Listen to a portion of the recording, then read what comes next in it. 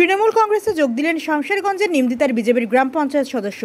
পতাকা তুলে দিয়ে দলে স্বাগত জানালেন বিধায়ক আমিরুল ইসলাম। ফের বিরোধী শিবিরে ভাঙন। এবার তৃণমূল কংগ্রেসে যোগদান করলেন শামশেরগঞ্জের নিমদিতার ভারতীয় জনতা পার্টির নির্বাচিত পঞ্চায়েত সদস্য রণজিৎ দাস। শনিবার সকালে শামশেরগঞ্জ ব্লক তৃণমূল কংগ্রেসের অন্যতম নেতা তথা নিমদিতা অঞ্চল সভাপতি সামিউল হকের নেতৃত্বে বিজেপি ছেড়ে তৃণমূলে যোগ দেন তিনি। এ সময় 236 নম্বর বুথের মেম্বার রণজিৎ দাস ছাড়াও 28 জন সক্রিয় বিজেপির কর্মী সমর্থক হাসফুল শিবিরে যোগদান করেন।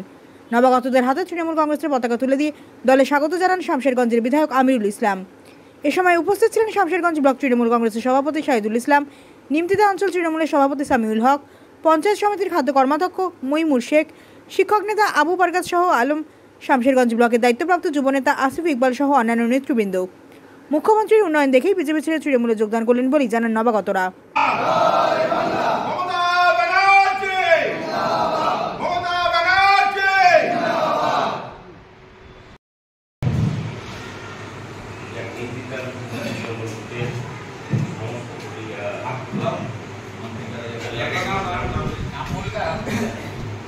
রঞ্জিত দাস, সুজন দাস, দাস, বরুণ প্রামাণিক, সমীর দাস, দীপক দাস, রামচন্দ্র দাস, প্রদীপ দাস, সোমনাথ দাস, সোমনাথ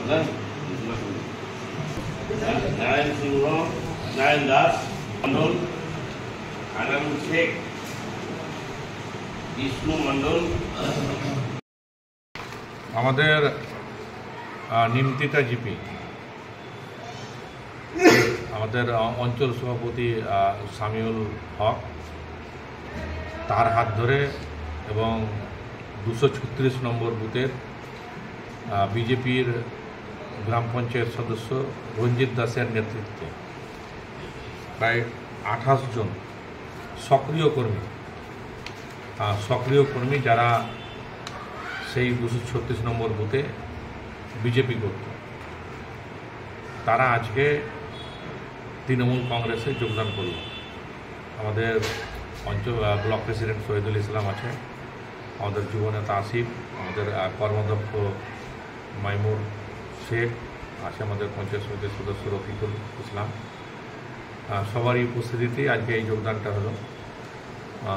আজকে তারা বুঝতে পারছে যে এই যে সারা দেশে বিজেপির অবনমন, তার একটাই কারণ, বিজেপি মানুষের কাজ করেনি এবং পশ্চিমবাংলায় মমতা বন্দ্যোপাধ্যায়ের উপরে বাংলার মানুষ ভরসা রেখেছে।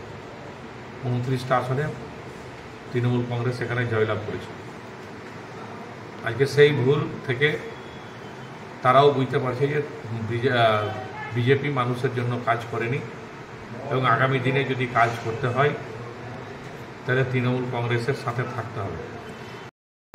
কারণ হচ্ছে বিজেপি নেতারা, মানে যত নেতা মণ্ডল সভাপতি, যত নেতা মণ্ডলের কার্যকর্তা আছে, ভোট হয়ে গেলে তাদের সঙ্গে আর কোনো দেখা পাওয়া যায় না বা কোনো কারোর সঙ্গে যোগাযোগ রাখে না। ভোট চলাকালীন সবাই আসে নেতারা, আর ভোট চলে গেলে কেউ বিজেপি নেতারা আসে না। তাই